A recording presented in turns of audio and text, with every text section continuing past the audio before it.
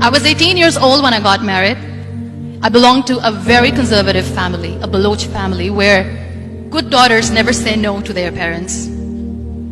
My father wanted me to get married, and all I said was, if that makes you happy, I'll say yes. And of course, it was never a happy marriage. Just about after 2 years of getting married, about 9 years ago, I met a car accident. Somehow my husband fell asleep and the car fell in the ditch. He managed to jump out, saved himself. I'm happy for him. But I stayed inside the car and I sustained a lot of injuries. The list is a bit long. Don't get scared. I'm perfectly fine now. Radius ulna of my right arm were fractured. The wrist was fractured. Shoulder bone and collarbone were fractured. My whole rib cage got fractured. And because of the rib cage injury, lungs and liver were badly injured. I couldn't breathe. I lost urinary bowel control. That's why I have to wear the bag wherever I go. But that injury that changed me and my life completely as a person, and my perception towards living my life, was the spine injury. 3 vertebrae of my backbone were completely crushed, and I got paralyzed for the rest of my life. So this accident took place in a far-flung area in the outskirts of a very small province, Balochistan, where there was no first aid, no hospital, no ambulance. I was in the middle of nowhere in that toppled car. Many people came to rescue. They gave me CPR. They dragged me out of the car. And while they were dragging me out, I got the complete transection of my spinal cord. I finally ended up in a hospital where I stayed for 2.5 months. I underwent multiple surgeries. Doctors have put a lot of titanium in my arm. There's a lot of titanium at my back to fix my back. That's why people in Pakistan call me the Iron Lady of Pakistan.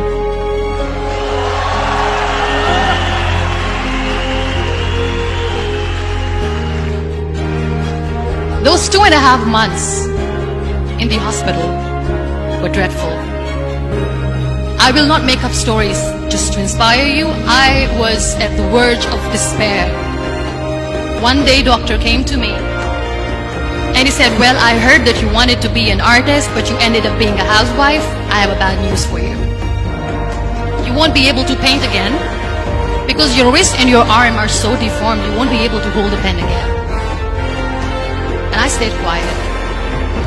Next day, doctor came to me and said, your spine injury is so bad, you won't be able to walk again. I took a deep breath and I said, it's all right. The very next day, doctor came to me and said, because of your spine injury and the fixation that you have in your back, you won't be able to give birth to a child again. That day, I was devastated. I still remember, I asked my mother, why me? And that is where I started to question my existence. Why am I even alive? What's the point of living? I cannot walk, I cannot paint, fine, I cannot be a mother. And we have this thing in our heads, being women, that we are incomplete without having children. I am going to be an incomplete woman for the rest of my life. What's the point? So my mother said to me, this too shall pass. God has a greater plan for you. I don't know what it is, but He surely has.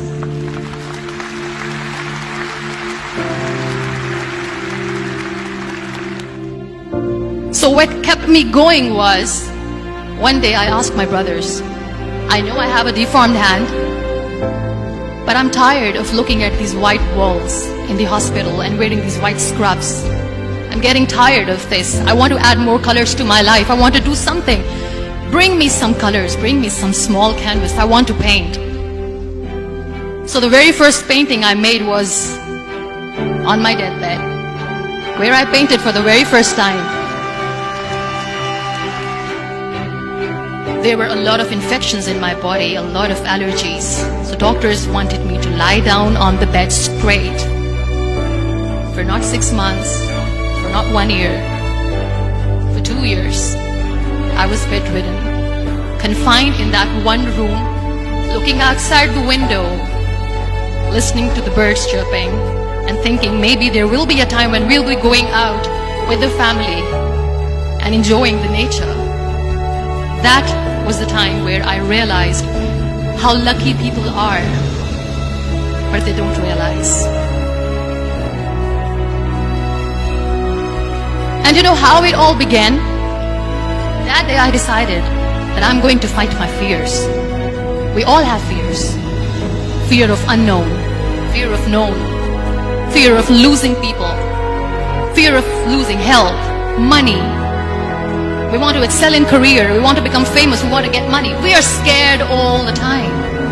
So I wrote down one by one all those fears. And I decided that I'm going to overcome these fears one at a time. You know what was my biggest fear? Divorce. Work. But the day I decided that this is nothing but my fear, I liberated myself by setting him free. And I made myself emotionally so strong that the day I got the news that he's getting married, I sent him a text that I'm so happy for you and I wish you all the best. And he knows that I pray for him today.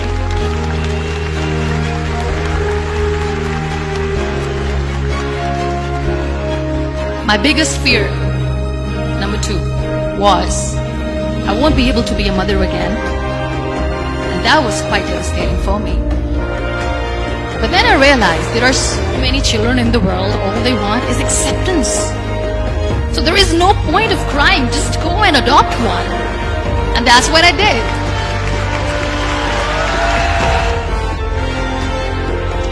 So when you accept yourself the way you are, the world recognizes you. It all starts